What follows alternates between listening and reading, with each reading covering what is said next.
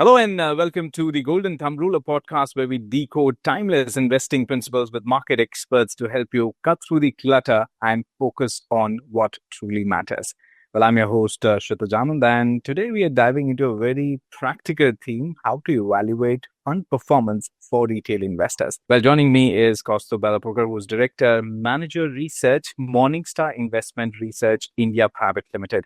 Kaustubh has been closely tracking the mutual fund and portfolio managers for years, and today he's here to share some simple golden thumb rules that every retail investors can apply. Welcome to the show, Kaustubh. Thank you so much, Kshitij, for having me. I think a very relevant conversation to have given the times.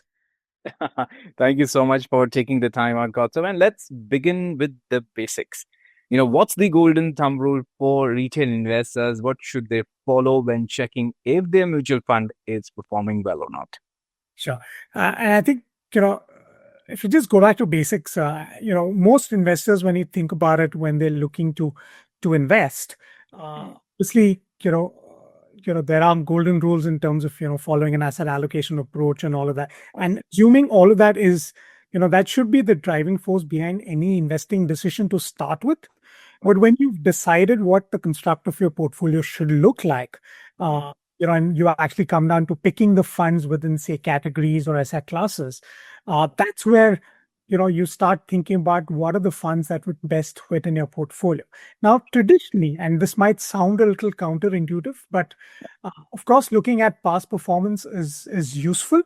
But to our mind, that should not be the end point to our investing decision, because more often than not, purely what we call the rearview mirror driving, by just purely picking funds that have done well over the recent last 1, 3, 5 years can actually be quite harmful to your investing decisions. And look at performance, but don't make that the holy grail of investing, that I'm going to just pick the best performing fund over the last 1 year or 3 years. That's going to be counterproductive.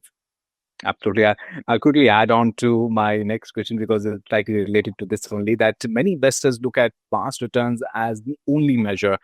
Should investors stop there, or, is there a rule of thumb to go beyond returns while judging performance? So we ran some analysis over the last 5 years, and, the data would hold even if you did for the last 10, 15 years.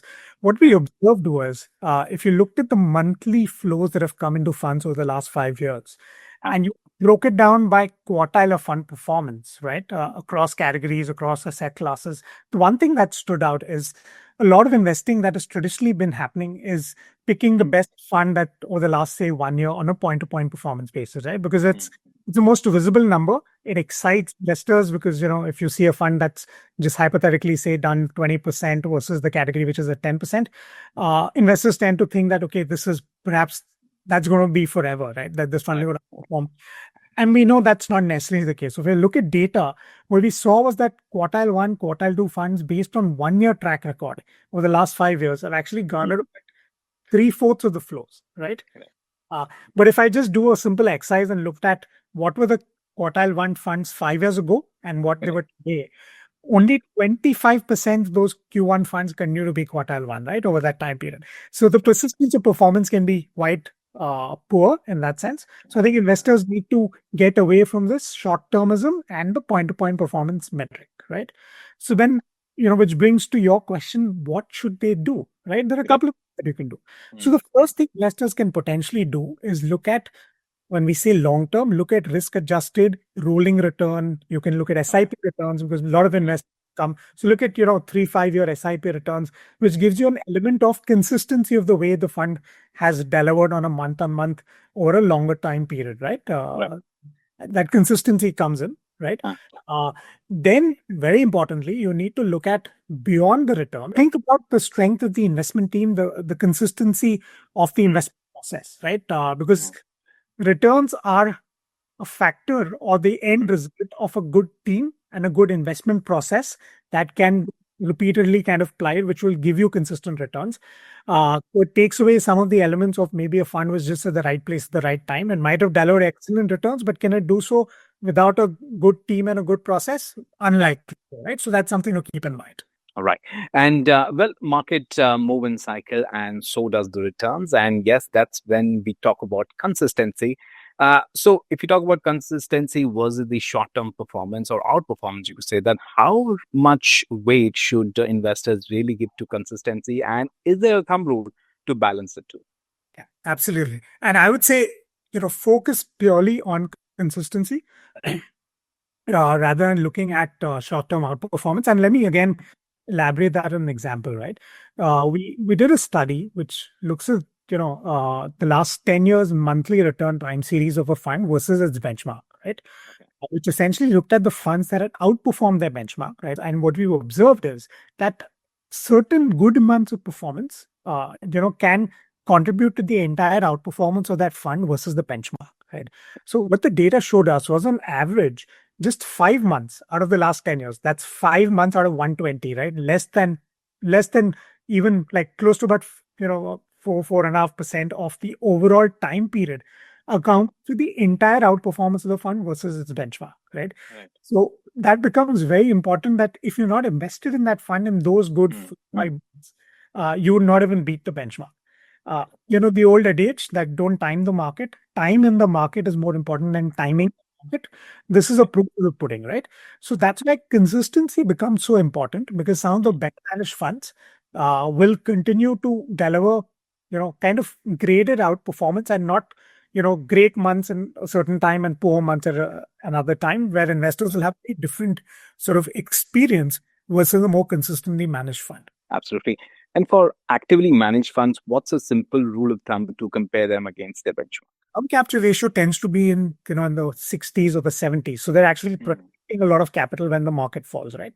And these are the ones that over a market cycle have actually done well consistently and outperformed the benchmark over periods of time. So I think that's an interesting way of looking at when you think about how a fund captures market cycles. Patience is key in mutual fund investing. Is there some rule as to how long one should stay invested before, judging a fund's true performance? You did take anecdotal data of 10 years.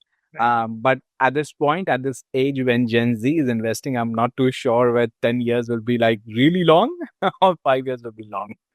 If you've done a good job of identifying a strategy, we believe that is well managed, Right, if right. you need that good assessment, more often than not, right, it is in your best interest to actually stay put if nothing has changed with, say, the management team or the investment process. Because again, I'll use some anecdotes, where we've seen that, most people think about investing in market capitalizations. But the one thing that often gets forgotten is also what we call the style of investing, right? So most traditional style, your value, blend, and growth, right? I just go back in time, 2018, 19, early 20 was completely favoring quality and growth. So high growth companies were getting, kind of re-rated excellent multiple. And those are the stocks that are going up. At the same time, value stocks were being beaten down. No one really wanted to look at it, right? The money moved into growth style funds, right?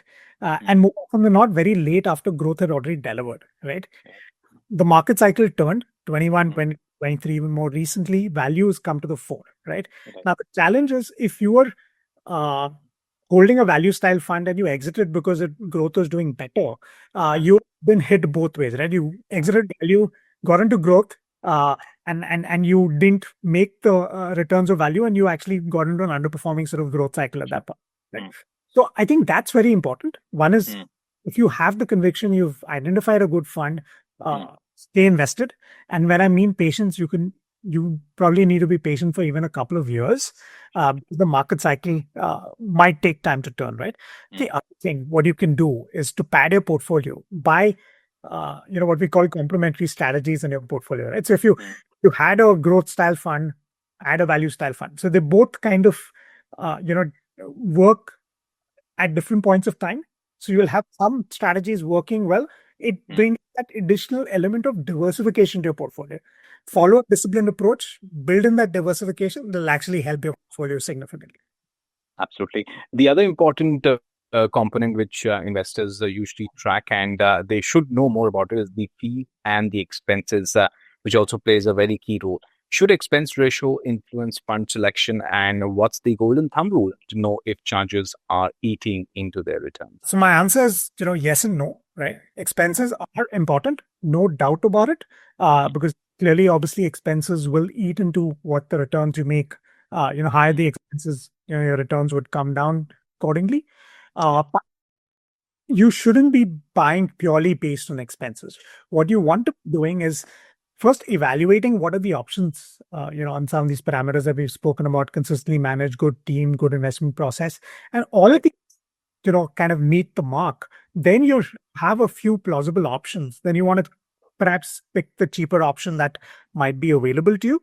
Because the last thing you want is someone making wrong investment decisions to save costs, but you actually end up hurting your returns significantly more. Right. Your opportunity cost gets hit more than the actual cost that you saved on the expenses. If you don't have the wherewithal to pick a fund yourself and you're going to make a wrong investing decision, you might as well go to a more expensive share class where someone is guiding you to do it rather than making a wrong choice by just saving that 50 bips in expenses. And my next question is also something which you've been highlighting throughout the interview, which is the the pedigree of the fund manager, or we could say that fund managers are at the heart of performance.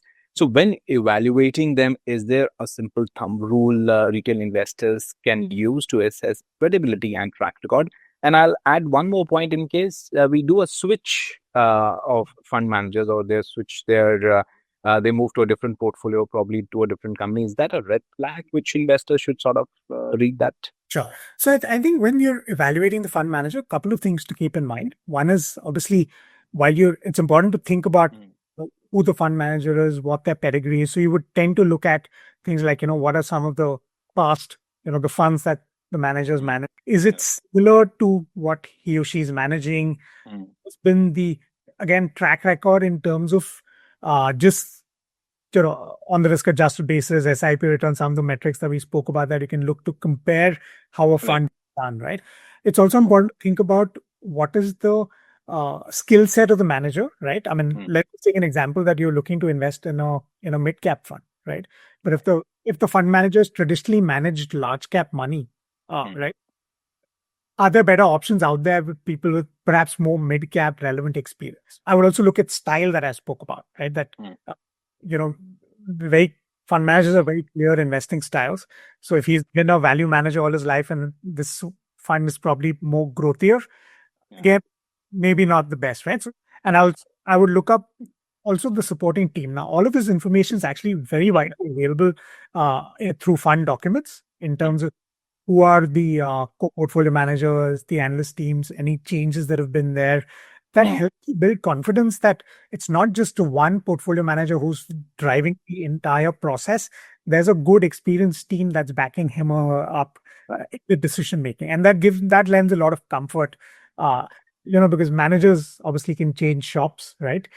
In terms of asset managers, if you still want to be invested in the fund, someone should be able to step up and run it in the same way that is being run in the past, right? So that's important. When should investors know it's time to exit a fund? Is there a golden thumb rule to follow here? So I think the first thing that I would say, it's probably a sweeping comment, but I think very valid, that it should be hard for a fund to get into your portfolio, right? It should be even harder for that fund to exit your portfolio, right? Okay, right. And I'll tell you why, because I mean, if you've done all the right math and the research to invest in that fund and not just gone picked a fund because it did well, if you've done all that research and got into a good quality fund, and some of the reasons that we discussed, it is likely that every fund goes through a period of underperformance, right? So you want to reassess, but not necessarily reallocate at that point in time, right? So it's good to be on top of things, understand what's happening. Has anything changed? If the answer is no, if the fund manager has not changed, the kind of holdings, the style, the way it's managed has not changed, then there's no reason to pull the trigger and exit that fund immediately. But yes, if there are some very triggers that have come about. So for instance, there's a fund manager change. That's something you really clearly evaluate. If you think that the new manager or the new team can continue to manage in the way you expected it to, right? Or B, you start seeing a drift in the way the fund is being managed, right? That maybe suddenly from a very focused portfolio, it's gone to 100 stocks, or there's a lot of churn happening in the portfolio. The style is drifting from one end to another, from a growth to a value, or vice versa. That becomes concerning, because then you feel that the investment process is not as consistently or methodically being followed versus what you thought it would be. Then that's where I would look to reevaluate. Absolutely. Well, I'm sure our reviewers will take note of that. And that was very insightful conversation. Thank you, Kaustubh, for simplifying such an important yet often confusing topic for retail investors. And to our listeners, remember, investing isn't about chasing every flashy return. It's also about applying simple golden thumb rules that stand the best test of time. You could say that. Well, I'm Kshitij Anand, and you've been listening to the Golden Thumb Rules. Stay tuned for more conversations with market experts. Until next time, invest wisely and stay disciplined. Thank you so much for your time, Kaustubh. Thank you. Thanks, Kshitij.